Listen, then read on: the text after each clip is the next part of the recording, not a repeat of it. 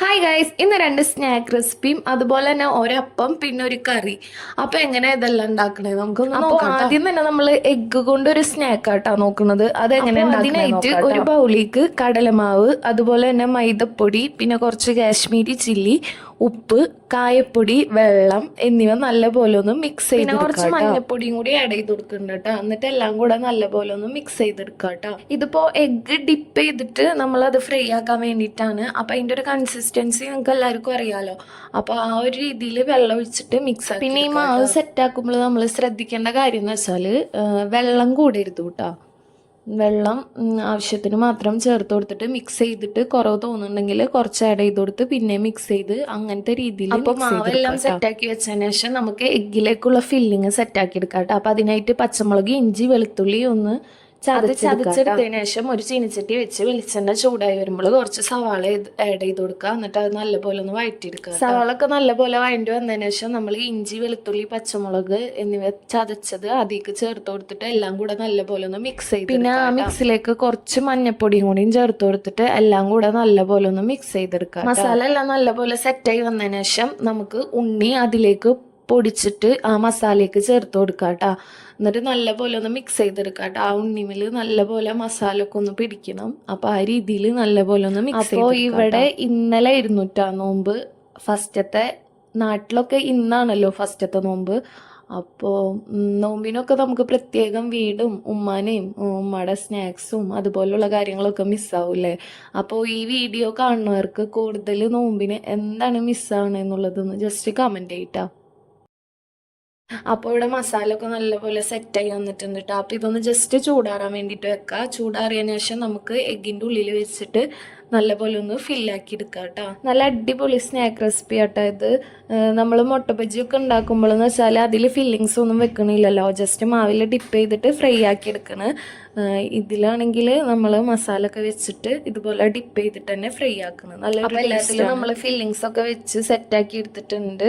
അപ്പോൾ ഇനി അതിന് ശേഷം നമുക്കിതൊന്ന് ഫ്രൈ ആക്കി എടുക്കുക. അപ്പോൾ അതിന് നമ്മൾ നേരത്തെ സെറ്റാക്കി വെച്ചിരിക്കുന്ന കടലമാവിൻ്റെ മാവിൽ ഈ എഗ് ഒന്ന് ജസ്റ്റ് ഡിപ്പ് ചെയ്തിട്ട് മൊത്തം കവർ ചെയ്തെടുക്കണം കേട്ടോ. കവർ ചെയ്തിട്ട് ഒരു ചീനച്ചട്ടി വെച്ചിട്ടുണ്ടായിരുന്നു. അപ്പോൾ അതിൽ വെളിച്ചെണ്ണ ചൂടായി വന്നതിന് ശേഷം നമ്മളിത് അതിൽ ഇട്ട് കൊടുക്കണം. അങ്ങനെ എല്ലാം നമ്മൾ ഫ്രൈ ആക്കി എടുക്കണം കേട്ടോ. അപ്പോൾ അടുത്ത സ്നാക്ക് റെസിപ്പി എന്ന് വെച്ചാൽ സവാള ബജിയാണ്. നമ്മൾ നോമ്പിന് എന്തായാലും സവാള ബജി ഉണ്ടാക്കൂല്ലേ. അപ്പം അതെങ്ങനെ ഉണ്ടാക്കണേ നോക്കാം. അപ്പം അതിനായിട്ട് സവാള, അതുപോലെ തന്നെ പച്ചമുളക്, പിന്നെ ഇഞ്ചി, കറിവേപ്പില എന്നിവ എല്ലാം അരിഞ്ഞത് ചേർത്ത് കൊടുക്കുക. പിന്നെ കുറച്ച് ഉപ്പും കൂടിയും ചേർത്ത് കൊടുത്തിട്ട് നല്ലപോലെ കൈ കൊണ്ട് തന്നെ മിക്സ് ചെയ്തെടുക്കുക കേട്ടോ.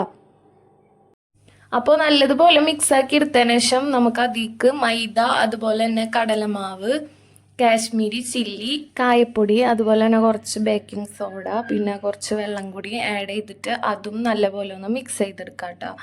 ഇത് കുറച്ച് നേരം ഇത് വെക്കണം, അതിനുശേഷം മാത്രം ഫ്രൈ ആക്കാം. വെള്ളം ഒഴിച്ച് കുറച്ചൊന്ന് മിക്സ് ചെയ്തതിന് ശേഷം നമുക്ക് കുറച്ചും കൂടി വെള്ളത്തിൻ്റെ കുറവ് തോന്നുകയാണെങ്കിൽ മാത്രം പിന്നെ ആഡ് ചെയ്യാം കേട്ടോ. അങ്ങനെ മിക്സ് ചെയ്ത് വെള്ളം നോക്കി മാവ് കുറച്ചേരം ഇരിക്കുമ്പോൾ സവാളത്തെ വെള്ളം കൂടി ഇറങ്ങും കേട്ടോ. ഇപ്പം മാവ് കുറച്ചേരം ഇരുന്നതിന് ശേഷം നമ്മൾ ചീനച്ചട്ടി വെച്ച് വെളിച്ചെണ്ണ ചൂടായി വന്നതിന് ശേഷം കുറച്ച് കൈ കൊണ്ട് നുള്ളിയിട്ടിട്ട് ഫ്രൈ ആക്കി. അപ്പോൾ സവാള ബജി ഇവിടെ തയ്യാറായിട്ടുണ്ട്. അപ്പോൾ അടുത്തതായിട്ട് ഗ്രീൻ പീസ് കറിയാണ്. അപ്പോൾ ഇനി ഗ്രീൻ പീസ് കറി അങ്ങനെ തയ്യാറാക്കണമെന്ന് നോക്കാം കേട്ടോ. അപ്പോൾ ഗ്രീൻ പീസ് കറി വെക്കാനായിട്ട് ഞാൻ ഒരു കുക്കറാണ് എടുത്തിരിക്കുന്നത്. അതിൽ നമ്മൾ കുതിർക്കാൻ വെച്ചിരിക്കുന്ന ഗ്രീൻ പീസാണ്. ഒരു 5-6 മണിക്കൂർ കുതിർത്ത് വെച്ച ഗ്രീൻ പീസ് അത് കുക്കറിലേക്ക് ഇട്ട് കൊടുക്കാം.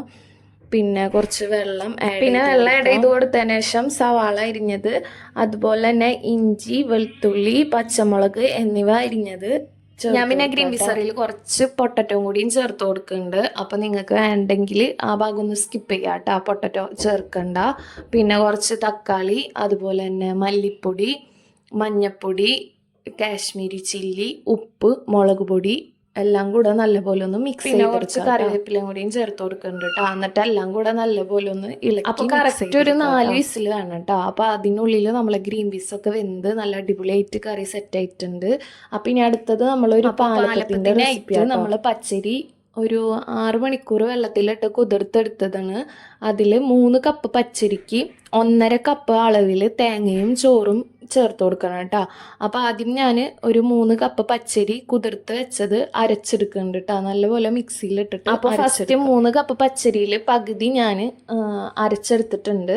അതിനുശേഷം ബാക്കി പകുതിയും കൂടിയും ചേർത്ത് അതിൽ 1.5 കപ്പ് ചോറ്, അതുപോലെ തന്നെ 1.5 കപ്പ് തേങ്ങ ചിരകിയത് എല്ലാം കൂടെ നല്ലപോലെ ഒന്ന് മിക്സ് ചെയ്ത് അടിച്ചെടുക്കുക. അപ്പോൾ നല്ലപോലെ അരിഞ്ഞ് വന്നതിന് ശേഷം കുറച്ച് ഉപ്പും അതുപോലെ തന്നെ ഈസ്റ്റ്, പിന്നെ ഒരു സ്പൂൺ പഞ്ചസാര എന്നിവ ചേർത്തിട്ട് ഒന്നും കൂടിയും നല്ലപോലെ അരച്ചിട്ട് പാലപ്പാണ് കേട്ടോ, അതാണ് ഈ ഈസ്റ്റും കൂടിയും ചേർക്കുന്നത്. നമുക്കൊരു 1 മണിക്കൂർ അരമണിക്കൂറിനുള്ളിൽ നമുക്ക് മാവ് സെറ്റായി കിട്ടും. അപ്പോൾ ഒരു 40 മിനിറ്റ് കഴിഞ്ഞതിന് ശേഷം ഞാൻ നോക്കിയപ്പോൾ നമുക്ക് മാവൊക്കെ നല്ലപോലെ സെറ്റായി വന്നിട്ടുണ്ട്. അപ്പോൾ അതിനുശേഷം നമ്മൾ വെള്ളപ്പച്ചട്ടിയിൽ ഇതൊന്ന് ജസ്റ്റ് നമുക്ക് അപ്പോൾ പാലപ്പത്തേക്ക് ബെസ്റ്റ് കോമ്പിനേഷൻ ആട്ടാ ഗ്രീൻ പീസ് കറി. അപ്പോൾ എല്ലാവരും ട്രൈ ചെയ്ത് നോക്കുക, എന്നിട്ട് ഫീഡ്ബാക്ക് ഒക്കെ ഒന്ന് കമൻറ്റ് ചെയ്യുക. അപ്പോൾ ഇത്രയുള്ളൂ. Thanks for watching.